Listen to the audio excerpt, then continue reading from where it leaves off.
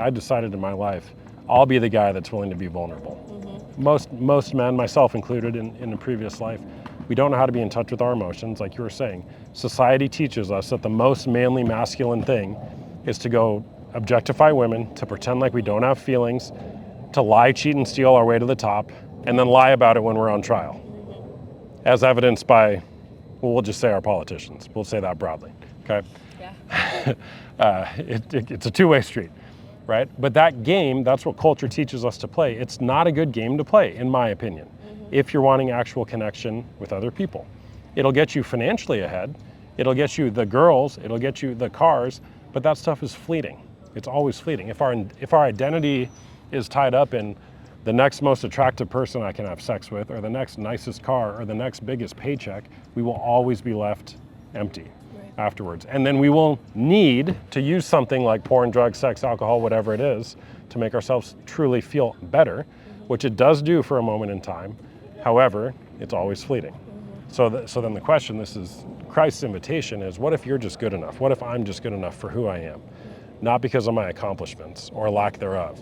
What if it's because I'm beautifully and wonderfully made and I can now go into the world and be that, right?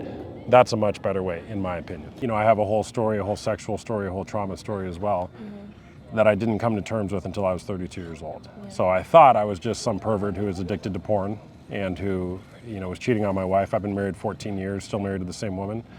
And after about a year into the marriage, I started cheating on her. I stopped that because I grew up Christian, right? And I'm like, well, that's not what good Christian boys are supposed to do. So I'm like, I got to stop this. And so what I did, in my infinite wisdom and understanding, was I said, I'm going to stop this behavior and never tell anybody about it. I'm going to take it to the grave.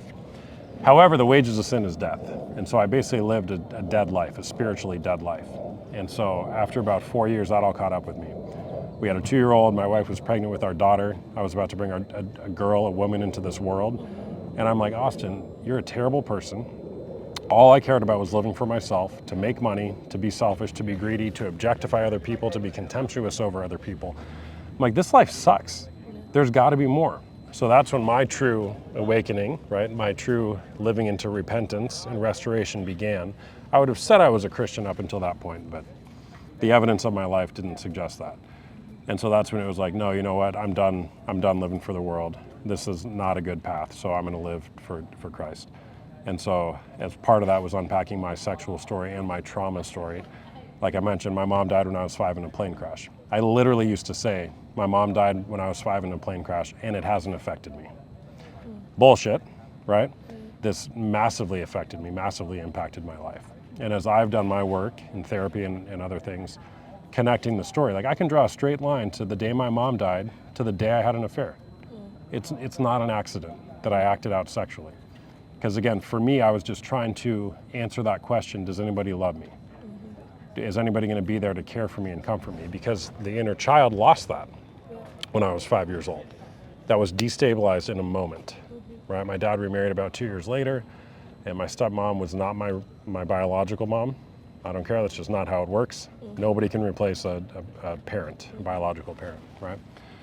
And so living that dead life and loneliness and self-hatred and, you know, even wanting to not be here anymore, I'm like, I had to change. And so the last almost 8 years has been just that.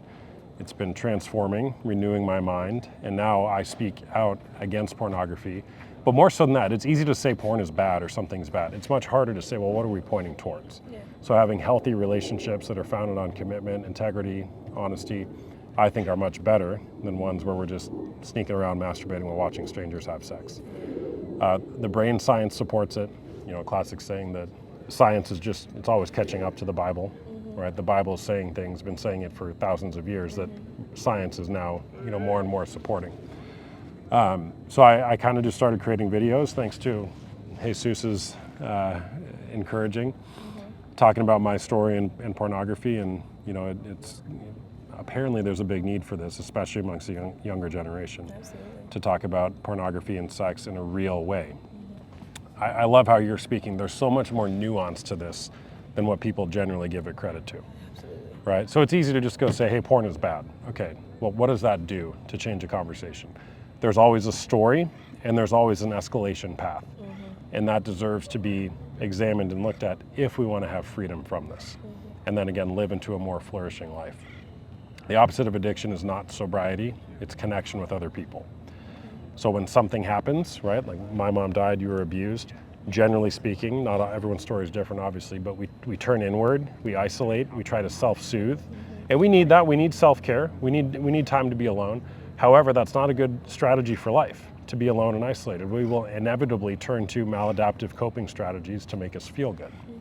So the invitation, again, is to be courageous enough to put ourselves out there, to share what our actual needs and wants and desires are, vulnerably, and examine them, right? Okay, well, what am I actually wanting? I've done many, sexual histories with people, with couples, and, it's oftentimes a couple will be like, well, he wants to do this and she won't, and blah, blah, blah, whatever. Okay, the question is why? What does that actually represent? Why do you want to do that thing? It's not about a sex act. It's always about some sort of underlying longing that we have, the longing to feel connected with somebody else. It's a desire of our heart.